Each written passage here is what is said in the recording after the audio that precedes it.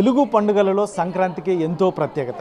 రంగవల్లులు, అమ్మాయిలు మొత్తం కోలాహలంతో కూడుకున్నటువంటి గంగిరెద్దులతో కూడినటువంటి, ముఖ్యంగా గ్రామీణ ప్రాంతాల్లో అయితే మాత్రం పెద్ద ఎత్తున చేసుకునేటువంటి ఈ పండుగను అనంతపురం జిల్లాలో కూడా చాలా పెద్ద ఎత్తున చేసుకోవడానికి మహిళలు సిద్ధమవుతున్నటువంటి నేపథ్యం. ఇటువంటి పరిస్థితుల్లోనే ఇక్కడ మనతో పాటు మహిళలు ఉన్నారు. ఏం చెప్తారు? వారి మాటల్లోనే వినే ప్రయత్నం చేద్దాం. ఏంటి మేడం, మీ సంక్రాంతి గురించి ఏం చెప్తారు? సంక్రాంతి అంటే మన మొదటి పండగ.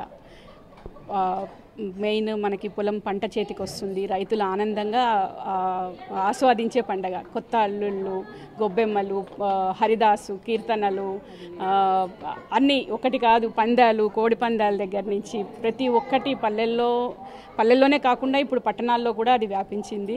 కొంచెం అవేర్నెస్ వచ్చింది మనకు కూడా. మన ఇంటి ముంగిళ్ళల్లో ముగ్గులు వేసుకుంటే మంచిది అనే అభిప్రాయం వస్తూ ఉంది జనాల్లో కూడా. సో మన హిందూ ధర్మాన్ని ముందుకు తీసుకెళ్లే పండగల్లో ఇది కూడా ఒకటి ముఖ్యమైనది. ఈ సంవత్సరము సంక్రాంతి తర్వాత మనకి అయోధ్య రాముడిది ప్రాణప్రతిష్ఠ ఉంది. సో అందరూ హిందువులంతా కూడా చాలా బాగా చేసుకునే పండగ. సో దానికి సంక్రాంతి నుంచి ఇది చేయాలి అని మన మోదీ సార్ కూడా చెప్పారు. సో ఈ సందర్భంగా నేను అందరి హిందువులకి మన హిందూ ధర్మాన్ని ముందుకు తీసుకెళ్లే ఇలాంటి మంచి పండగలని తప్పకుండా పండగలని జరుపుకోవాలి అని నేను చెప్తున్నాను. Thank you. ముందుగా అందరికీ సంక్రాంతి శుభాకాంక్షలు. సంక్రాంతి అంటే ఫస్ట్గా గుర్తొచ్చేది అంటే ముగ్గులు, తర్వాత కొత్త అల్లుళ్ళు, కోడి పందాలు, మళ్ళీ తర్వాత ఎద్ల పందాలు అన్నీ ఉంటాయి. అందులో అన్నీ రుచిగా చేసుకొని అందరూ ఇష్టంగా చేసుకునే పండగ సంక్రాంతి. సంక్రాంతి శుభాకాంక్షలు అందరికీ. ఏంటి, ఎందుకంటే చాలామందికి సంక్రాంతి అంటే ఇప్పుడున్న జనరేషన్ తెలియదు. ఇటువంటి పరిస్థితుల్లో ఎలా చేసుకోవాలంటారు? ఎలా చేసుకుంటే బాగుంటుంది? దక్షిణాయనం నుంచి ఉత్తరాయణంకి సూర్యుడు మకర రాశిలో ప్రవేశించడంని మకర సంక్రాంతిగా అంటారండి. యాక్చువల్గా నువ్వులను అభ్యంగ స్నానాలతో మొదలు పెడతారు. భోగి మంటలు వేస్తారు. మన పాత వస్తువులు ఇంట్లో ఏమున్నా కానీ భోగి మంటలకి వేసి అదొక సాంప్రదాయము. దాని తర్వాత స్నానాలు, ముగ్గులు, రంగులు, గొబ్బెమ్మలు కంపల్సరీగా ఆవు పేడతో చేసినవి ప్రతి గుమ్మంకి పెట్టుకుంటాము. దాంట్లో నవధాన్యాలను పెడతారనమాట. కొత్త పంట మనకు చేతికి వస్తుంది. రైతులకంతా ఇది చాలా పెద్ద పండగ. అండ్ కట్ల పొయ్యి మీద పొంగలి ఉడికిస్తారు అదే పనిగా. కొత్త బియ్యంతోనే చేసుకుంటారు. అండ్ భోగి పళ్ళు, హరిదాసులు, బసవన్నలు వీళ్ళందరూ ఈ సంక్రాంతి స్పెషల్గా ఉంటుంది. గాలిపాటాలు ఎగరేయడం కూడా చాలా స్పెషల్ ఈ పండగకి. Thank you. హ్యాపీ సంక్రాంతి. ఏం చెప్తారు మేడం? ఎస్పెషల్ సంక్రాంతి స్పెషల్ మనకి, ఎందుకంటే మహిళల దగ్గర నుంచి ముఖ్యంగా పెళ్లిగాని అమ్మాయిలు కూడా చాలా గొప్పగా చేసుకునేటువంటి సంక్రాంతి. ఏం చెప్తారు? ఇప్పుడు ముందుగా అందరికీ సంక్రాంతి శుభాకాంక్షలు అండి. సో ఇప్పుడు సంక్రాంతి అనేది టౌన్లో చాలామంది జరుపుకోవట్లేదు, అందరూ బిజీ షెడ్యూల్ అవ్వడం వల్ల. సో ఇలా మాకు ఈ ప్రోగ్రాంలో కలవడం అనేది సంక్రాంతికి ఇంకా మనకు 1 వీక్ ఉండగానే ఈరోజే నాకు సంక్రాంతి లాగా అనిపించింది. సో ఇలా అందరినీ మీట్ అవ్వడం, అందరితో కలిసి సంక్రాంతి చేసుకోవడం నాకు చాలా చాలా హ్యాపీగా ఉంది. సో కనుమరుగైపోతున్న ఈ కల్చర్ని మళ్ళీ ఇలా అంటే సెలెక్ట్ చేసుకొని మనం చేయడం అనేది చాలా సంతోషంగా ఉంది.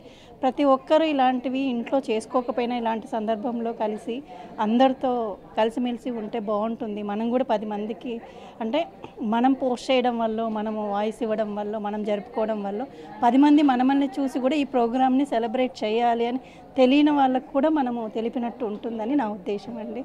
Thank you. ఏం చెప్తారు మేడం? ఎస్పెషల్ సంక్రాంతి ఏం చెప్తారు?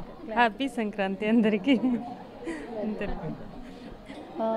సంక్రాంతి అనగా అందరికీ గుర్తొచ్చేది అమ్మాయిలు, ముగ్గులు, భోగి, అభ్యంగ స్నానాలు, రేగిపళ్ళు, పిల్లలకి 5 years బిలో పిల్లలకి కూర్చోబెట్టి సంథింగ్ అంతా అభ్యంగ స్నానాలు చేస్తారు.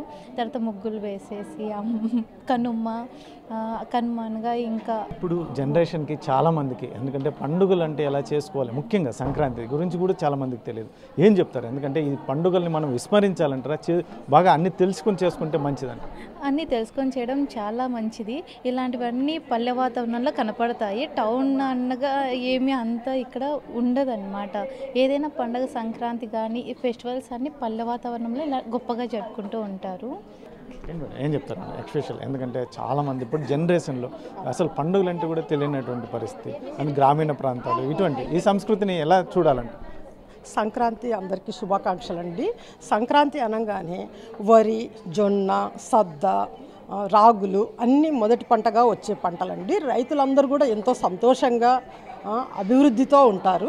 ఇక్కడ ఈ అనంతపూర్లో కానీ లేకపోతే బయట కానీ ఎక్కడైనా కానీ సంక్రాంతి వచ్చిందంటే అందరూ పల్లెలకే వెళ్ళిపోతుంటారు. ఈ మగువా ప్రోగ్రాం పెట్టి ఈ అందరినీ లేడీస్ అన్నంత కలిపి ఇలా సెలబ్రేషన్ చేయడం చాలా ఆనందంగా ఉందండి. ఇది ఏదైతుందో మొత్తం మీద ఇక్కడ చాలామంది మహిళలు ఈ సంక్రాంతిని గొప్పగా చేసుకోవడానికి సిద్ధపడుతున్నటువంటి ఏం చెప్తారు మేడం ఎక్స్పెషల్లీ గురించి? సంక్రాంతి అనగానే అందరూ గొబ్బెమ్మలు ఇవన్నీ చెప్తూ ఉంటారు. వాటితో పాటు ఇప్పుడు ప్రజెంట్ జనరేషన్కి తెలియంది ఏంటంటే సంక్రాంతికి హరిదాసులు ఇంటింటికి వచ్చి నామ సంకీర్తన చేసుకుంటూ భిక్ష స్వీకరిస్తూ వెళ్తారనమాట. కానీ అది కూడా అంతరించిపోతుంది అనేసి లాస్ట్ టైం మేము పండగకి ఊరు వెళ్ళినప్పుడు అబ్బాయి సాఫ్ట్వేర్ ఇంజనీర్ అంట, మంత్లీ 2 lakhs సంపాదిస్తున్నారు. కానీ ఇది కళ అంతరించిపోతుంది అనేసి ఒకే ఒక ఉద్దేశంతో తను 1 month లీవ్ పెట్టుకొని వచ్చి మరీ వాళ్ళ కుల వృత్తి చేసుకుంటూ వెళ్తున్నాడు. ఇప్పుడు ప్రజెంట్ జనరేషన్కి మనం మెయిన్ అందించాల్సింది, మనం ఎంత పై స్థాయికి వెళ్ళినా కూడా మన సాంప్రదాయాలను వీడకూడదు అనేసి సంక్రాంతి శుభాకాంక్షలు అందరికీ. ఏదైతే ఉందో మొత్తం మీద అనంతపురం జిల్లా వ్యాప్తంగా మహిళలు సంక్రాంతి పండుగను పెద్ద ఎత్తున చేసుకోవడానికి సిద్ధమవుతున్నటువంటి నేపథ్యంలో ముఖ్యంగా మన సంస్కృతి సాంప్రదాయాలను వదిలిపెట్టకూడదు, ఇవి ఆచరించాలి. ముఖ్యంగా రాబోయే జనరేషన్ కూడా మనము ఆచరిస్తే రాబోయే జనరేషన్ కూడా పాటిస్తుంది అనే నేపథ్యంలో ఖచ్చితంగా మన సంస్కృతి సాంప్రదాయాలు అనేది ప్రతి ఒక్కరికి తెలియాలి. రాబోయే కాలానికి కూడా ఇది సంకేతాలు ఇవ్వాలి అంటే మనం ఆచరించాలి. మన పెద్దల నుంచి మనం ఆచరిస్తే మనం నుంచి పిల్లలు ఆచరిస్తారని చెప్పేసి ఇక్కడ మహిళలు చెప్తున్నటువంటి పరిస్థితి. కెమెరా పర్సన్ సుధాకర్తో చల్లకి నాయుడు, RTV అనంతపురం జిల్లా.